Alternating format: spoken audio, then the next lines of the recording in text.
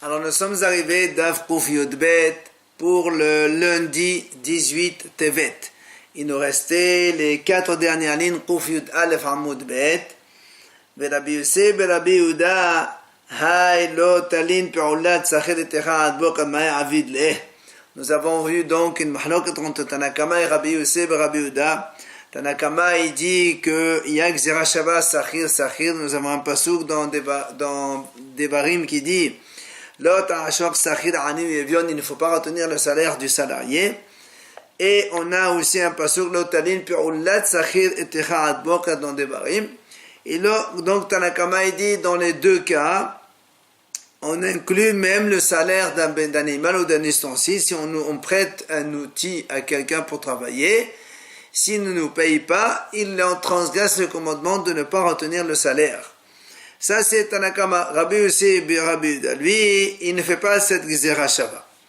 Alors vient la Gemara dit, Rabbi Yosef Rabbi Yehuda qui ne fait pas cette Gzera Shava, alors, qu'est-ce qu'il fait avec le deuxième donc le salaire du salarié ne passe pas la nuit chez toi. Pourquoi la Torah le dit? Alors il te dit, mais va y aller, il en a besoin comme Ravasi. Qu'est-ce qu'il a dit Ravasi? De Amar Ravasi,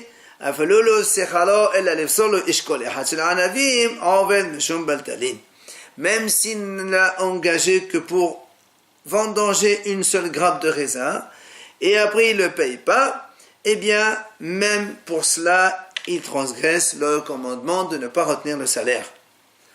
Alors, la Gemara dit, très bien, Vidach, alors le Tanakama qui a déjà utilisé ce passouk pour faire Gzera Shava, d'où il apprend cette idée-là? Il te répond, mais ve'elahu neset nafsho nafka. C'est le passouk qui dit, elav neset nafsho. Pour cela, il met son âme. Ça veut dire quoi? Comme il se sacrifie pour ça, il monte sur un arbre, eh bien, même une petite chose, alors il faut le payer quand même, et sinon on transgresse le commandement. Alors, la Gemara dit Védar, et Rabbi Yosef Rabbi Yehuda, comment il apprend cette notion de même un petit moment, il transgresse le commandement, mais il est d'Etania, ve'elav honoset nafsho. Il apprend ça du pasuk Ve'ela otnoset nafsho. La Braïta dit, mais pourquoi celui-là il est monté sur une pente ou bien il est suspendu sur l'arbre ou masat asmonimita et il s'est sacrifié presque à la mort pour faire ce travail-là. Lo asechado, n'est-ce pas, c'est pour son salaire. Dabalahed Ve'ela otnoset nafsho. De là, Rabbi Yosef, il apprend donc que celui qui retient le salaire d'un salarié d'un salaire, c'est comme si qu'il lui a pris son âme. Via la Gemara nous ramène ici la mahlok de Rav Huna et Rav Hasda à propos de cette dracha, donc celui qui retient le salaire d'un salarié comme si qu'il lui prend son âme, c'est-à-dire comme si qu'il le tue. Rav Huna et Rav Hasda, Hadama nafsho shel gazlan. Un il dit c'est comme s'il a pris l'âme du gazan du voleur, et un il dit c'est comme si qu'il a pris l'âme du nerzal de la victime. Ça veut dire quoi? Celui qui dit que celui qui retient le salaire comme si qu'il a volé donc l'âme du voleur, ça veut dire qu'il mérite la mort lui-même, parce que le passouk qui dit le passouk dit ne vole pas le pauvre parce qu'il est pauvre. Ne fais pas de la peine à un pauvre. Le passouk dit parce que si tu fais ça, si tu voles un pauvre, c'est Hachem qui va disputer leur dispute, et Hachem va voler de ceux qui les ont volés. Nafesh, c'est quoi Nafesh? C'est l'âme, c'est Hachem qui va tuer donc ce voleur. Maintenant, celui qui a dit non, c'est l'âme de la victime, parce que le pasuk qui dit celui qui a l'habitude de voler, il prend l'âme de son propriétaire, donc c'est comme si qu'il tue la victime. Alors la Gemara dit alors pour le premier qui a dit c'est l'âme du voleur, pourtant il y a marqué l'âme de son propriétaire, donc le propriétaire de l'objet c'est la victime. Alors la Gemara répond non, c'est le propriétaire, nouveau propriétaire, donc c'est le voleur. Alors, on a dit, et l'autre, pourtant aussi, que celui qui a dit que c'est la victime, voilà, il y a marqué, Hachem, il vole les voleurs quoi? L'âme, leur âme. Donc c'est le voleur, c'est pas la victime. Alors il te répond, quelle est la raison? En fait, pourquoi ils volent les voleurs? Parce que eux-mêmes ils ont tué la victime. Après, on a dit dans la Mishnah, et quand est-ce que celui qui ne paye pas le salaire d'un salarié, il transgresse le commandement négatif de retenir le salaire d'un salarié? Bezman shetevao, lorsque le salarié a réclamé son salaire. Lo tevao, mais s'il n'en a pas réclamé, et non, on verra là, il ne transgresse pas. Tano Rabbanan Chachamim enseigne. Donc le salaire d'un salaire ne doit pas passer la nuit, il faut le payer de suite. Même s'il n'a pas réclamé. C'est-à-dire quand il te l'a dit seulement, il t'a réclamé. Alors il a dit, imagine que l'ouvrier, il a réclamé son salaire, mais le patron, l'employeur, il n'a pas d'argent. Alors, donc pour l'instant, est-ce que lui aussi va transgresser? Seulement quand il a l'argent, il ne veut pas payer. Alors est-ce que c'est aussi valable? C'est-à-dire qu'il transgresse le commandement même si l'employeur il amène chez un magasinier, un épicier ou chez un banquier donc un épicier pour le donner en nature, ou bien un banquier pour lui payer, il transgresse aussi s'il ne le fait pas. Seulement toi. Dans ce cas-là, il ne transgresse pas le commandement de ne pas retenir le salaire.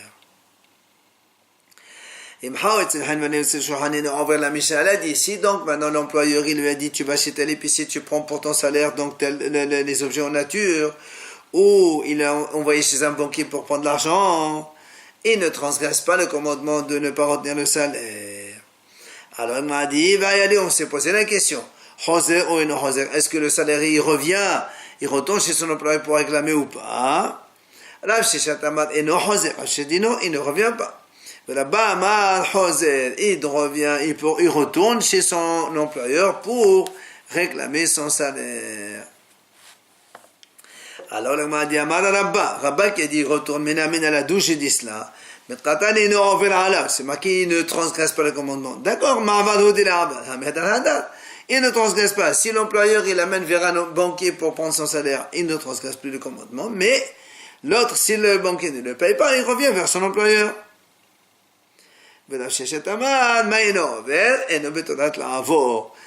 dit non, le mot eno, ça veut dire il ne revient pas une seconde fois pour réclamer. On a posé la question à Rav Sheshet. Dans la Torah, c'est marqué le salaire d'un salarié. Si maintenant quelqu'un il travaille au forfait, il a fini son travail, est-ce qu'il y a aussi la transgression du commandement ne pas retenir le salaire, oui ou non? Est-ce qu'on va dire l'artisan, quand il travaille au forfait, il a donc façonné le produit, l'objet, et c'est comme si il est à lui. Et donc ça devient un prêt qu'il rend en dédommagement de son travail. Dans ce cas-là, il n'y a pas de commandement de salarié. Ou bien tu vas dire, l'artisan n'acquiert pas l'objet, et c'est comme un petit salaire, et donc dans ces cas-là, si il le réclame, et l'autre ne le paye pas, il va transgresser aussi. Question donc de la Gemara à Rav Sheshet. Amal et Rav Sheshet, envers. Rav Sheshet dit oui, il transgresse. Même un forfait, s'il ne paye pas, il transgresse. Alors il m'a dit, envers. Pourtant la Braïta a dit non, il ne transgresse pas. Il dit non, là-bas, parce que là-bas, il ne transgresse pas parce que le monsieur qui a donné le travail, il lui a dit, va chez un épicier ou chez un banquier pour prendre ton salaire. Alors, il m'a dit, est-ce qu'on va dire que cette Braïta, elle va aider ce qu'il a dit Rav Sheshet? Qu'est-ce qu'il a dit la Braïta? Quelqu'un, il a donné un talit à fabriquer un couturier, un artisan. Gmara, l'artisan, il a fini. Et on dit, oh, il a fait sa j'ai terminé. Mais maintenant, donc, même jusqu'à 10 jours, le monsieur qui lui a donné le talit à l'artisan pour fabriquer, il ne transgressera pas un talit, il n'a pas encore reçu l'objet. Par contre, on est anal, si l'artisan lui a donné le talit, l'habit, donc à midi, dès que le soleil se couche, il y a déjà transgression du commandement, ne pas donc retenir le salaire du salarié. Si tu me dis que le Ouman connaît, il acquiert l'objet, et donc ce n'est plus une sréroute, alors pourquoi il y a transgression? Et là, si on te dit qu'il a transgressé, c'est sûr que, comme il a dit Rav Sheshat. Alors, on m'a dit, est-ce que c'est cela? C'est donc la Braïta, elle soutient Rav Sheshat. Il a dit non, là-bas, on parle qu'au contraire, il n'y a pas de sheva, c'est qu'il lui a donné de la laine à brosser, et c'est moins important que ce qu'il était au début. Alors, il m'a dit, attends, je comprends pas, les mayavanélés, alors pourquoi il lui a donné ça, si ça va être plus mauvais qu'avant? Il dit non, c'est la corée, pour le ramollir la laine, c'est bien. Alors il m'a dit dans ces cas-là, donc c'est une amélioration. Qu'est-ce que tu me dis, non, c'était pas amélioré? Il dit non. Là, il dit non, en fait, quand le monsieur l'a donné à l'artisan pour donc travailler cette laine, comment il a ramolli en tapant dessus? Et en fait, il le paye en fonction du nombre de tapages avec son pied. Et donc c'est pour ça que ça devient comme donc un sahir, et c'est pour ça que là-bas il y a marqué en vert, il transgresse. Alors là, on m'a dit, nous avons vu dans la Mishnah, sahir bismano, nishba venotel. La Mishnah elle a dit comme ça, un salarié, quand il réclame son salaire bismano, c'est-à-dire s'il a fini le travail dans la journée, il a toute la nuit pour réclamer, s'il a fini un travail la nuit, il a toute la journée d'après pour réclamer. Donc s'il réclame son objet bismano et que le Baal Habayit ne veut pas le donner, Nishba, il jure le salarié et il prend l'argent. Si maintenant, la Mishnah a dit, le salarié, il réclame son salaire au-delà de ce temps-là, c'est le Baal Habayit qui jure et qui ne paye pas. Viens là, moi poser une question. Pourquoi les Hachamim ont instauré que le salarié, il jure et il prend? Nous, on a le principe que quand quelqu'un Nishba velo meshalem, c'est le propriétaire, l'employeur qui normalement jure et ne paye pas. Pourquoi ici les Hachamim ont instauré que c'est le salarié qui jure et qui prend son salaire? Amar Rabbi Yehuda Amar Shmuel halachot gedulot shanucha. Il dit Rabbi Yehuda Shmuel, ici on a des grandes halachot. L'agma dit comment? C'est pas une halacha ça. Au contraire, la halacha dit que c'est l'employeur qui jure et qui prend pas, qui paye pas, pardon. Et toi tu me dis, Hachamim takeno, ils ont instauré, donc c'est une takana, c'est pas une halakha. Que le salarié jure et prend. Il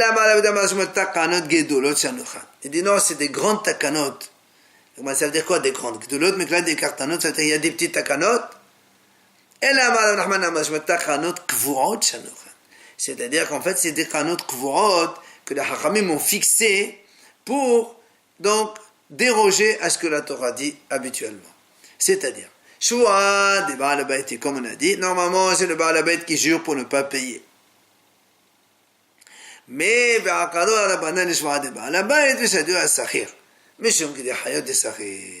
et les Hachamim ont enlevé le serment du Baal Habayit, ils l'ont transposé, ils l'ont déplacé vers le salarié, et c'est le salarié qui jure pour prendre le salaire, tout ça qui est des hayat pour vivre.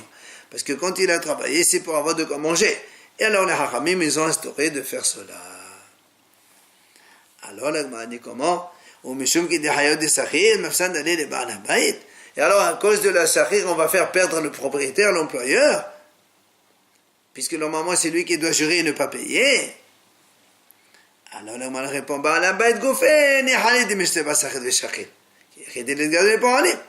il dit non, même le propriétaire, lui, il est d'accord que les salariés jurent et prennent pour que dans les prochaines fois, il trouvera toujours des salariés pour venir travailler chez lui. Parce que sinon, si lui jure, il ne paye pas, plus aucun salarié ne viendrait travailler chez lui. Alors il m'a dit, mais attends,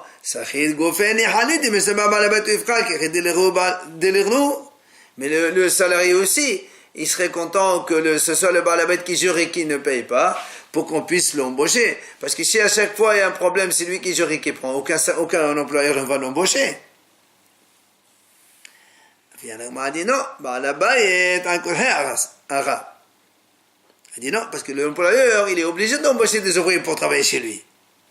Alors il m'a dit, mais le salarié aussi, il est obligé de se faire embaucher pour aller travailler aussi. Et là, la Gemara donne la solution. Pourquoi les Hachamim ont donc déplacé le serment de l'employeur vers le salarié? Parce que comme l'employeur a plusieurs ouvriers, donc il est préoccupé, il oublie. C'est pour ça que Bismanou, on s'entend. Le Baal Habayit, donc le salarié, il jure et il prend son salaire. Alors il m'a dit, si tu me dis que maintenant la raison c'est parce que le Baal Habayit il est préoccupé donc il oublie, alors on établit le choix, alors t'as qu'à lui donner son qui jure, pourquoi tu fais jurer le salarié? Donne-lui son salaire et c'est tout. Il m'a dit non, c'est pour calmer au moins l'esprit de l'employeur. Parce que lui, il croit peut-être qu'il a payé. Au moins l'autre, il jure et je le paye, il n'y a pas de problème.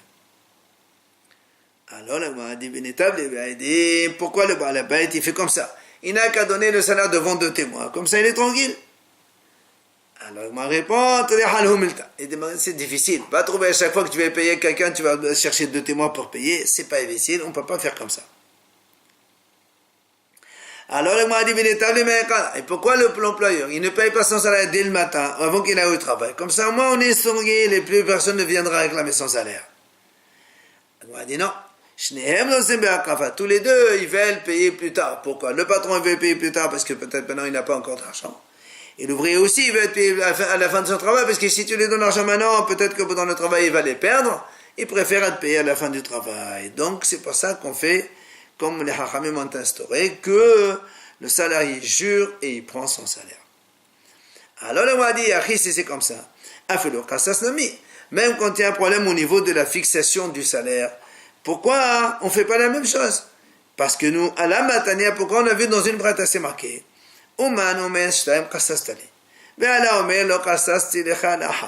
si l'artisan ouvrier il dit, moi on a convenu que tu me payes 2, par exemple 2 dinars. Et l'autre, il dit non, le patron, il dit, je te paye que 1. On s'est arrangé pour 1. Qu'est-ce qu'on fait dans ce cas-là? La Braïta a dit, celui qui veut sortir la main de la preuve, on n'a pas dit là-bas que le salarié doit jurer et il prend 2. Pourquoi cette différence? La Gemara répond, c'est ça, il dit non, parce que quand il y a fixation d'un salaire, la fixation, ça, les gens, ils se rappellent, ils se souviennent combien ils se sont mis d'accord sur ça. Alors, il m'a dit, dans ces cas-là, et donc, quand tu me dis que les gens ils se rappellent, alors, Avaz Manonami, alors dans ces cas-là, même si le délai est passé, ben on fait la même chose. Allah matana Avaz Manonami.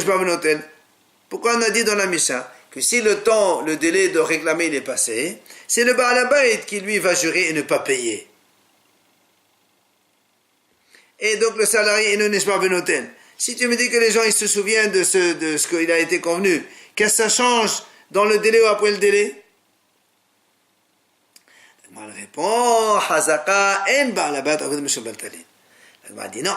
Il y a Hazaka, on sait que le Baal Habayit il ne transgresse pas le pasuk baltalin. Il sait qu'il faut payer les ouvriers en leur temps. C'est sûr qu'il leur paye. Alors elle m'a dit, tu viens de me dire maintenant que le Baal Habayit il n'est pas occupé parce qu'il a des ouvriers. Peut-être qu'il oublie. Alors la Gemara dit non, ça c'est quand est-ce qu'on dit qu'il est préoccupé? C'est avant qu'il arrive le temps qu'il doit payer, c'est-à-dire avant l'interdiction, avant la fin de l'interdiction donc du délai de paiement. Mais s'il arrive le zman où il doit donc si le propriétaire ne paye pas, il commet un péché, là c'est sûr qu'il va se souvenir et donc le Baal Habayit, Hazaka, qu'il a déjà payé. Alors là, on m'a dit comment? Alors que tu vas me dire quoi? Que Hazmano, que le Baal Habayit, il jure et il ne paye pas. Ça veut dire quoi? Ça veut dire que si le salarié va jurer, il va voler. Pourquoi tu dis qu'il va voler? Alors là, on m'a dit non. On m'a dit non, c'est pas la même chose. Dans le Baal Habayit, on a deux hazakot, deux probabilités, comme quoi c'est vrai. Mais chez le salarié, il n'y a qu'une seule hazaka, une seule probabilité. Pourquoi? Gabé Baal Habayit, au sujet de l'employeur, ikat, deux hazakot, c'est quoi? Hadad, in Baal Habayit, on a dit donc, le Baal Habayit, normalement, il ne transgresse pas le commandement de retenir le salaire. D'un autre côté, le salarié, lui, il n'attend pas le délai, au-delà du délai pour réclamer son salaire. C'est pour ça, donc, quand on est hors Zman, hors délai, c'est sûr qu'il a déjà pris son salaire. Donc, c'est pour ça que le Baal Habayit, il a deux probabilités comme quoi il a déjà payé. Mais le salarié, lui, Hada Hazaka, il n'a qu'une seule Hazaka, comme quoi il n'a pas été payé. Alors, donc, comme quoi il ne vole pas. Et donc, c'est pour ça qu'on fait privilégier le Baal Habayit. Maintenant, l'Agma a dit, on a vu dans notre Mishnah, on a dit, on a dit, s'il y a des témoins comme quoi le salarié, il a réclamé son salaire à l'employeur, c'est-à-dire même si on est après le temps, eh bien, il jure le salarié et prend ce salaire. Alors, on pose une question. Pourquoi tu as besoin de témoins puisqu'il est en train de le réclamer devant nous? Nous, on est témoins, non? Non, c'est pas ça, chez Tevaro Bisman, non. Il m'a dit non, en fait, le monsieur, il a demandé des témoins comme quoi le salarié, il a réclamé à son employeur son salaire dans le Zman, c'est-à-dire dans le délai. S'il a fini le travail donc dans la journée, le soir, c'est pendant la nuit qu'il a réclamé son salaire. Et s'il a travaillé pendant toute la nuit, il a réclamé le salaire le lendemain. Donc et là, il amène deux témoins comme quoi pendant ce temps-là, pendant le délai, il a réclamé son salaire. Alors là, m'a dit, et qui t'a dit que depuis ce temps-là jusqu'à maintenant, l'employeur il n'a pas payé? Parce qu'on a vu qu'il a réclamé tout le temps. C'est-à-dire toute la durée de la nuit ou du jour, il a réclamé son salaire. Alors là, m'a dit, alors, et alors tout le temps, tu vas croire que l'employeur il n'a pas payé?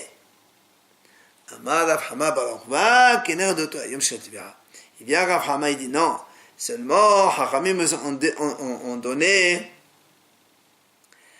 que si le salarié il amène des aidim comme quoi il a réclamé son salaire pendant ce temps-là, eh bien on a un jour supplémentaire pour que le salarié il jure, il prend par rapport à ce jour-là, ça veut dire ce témoignage-là a un intérêt de prolonger le temps où le salarié il a le droit de jurer et de prendre son salaire de nouveau.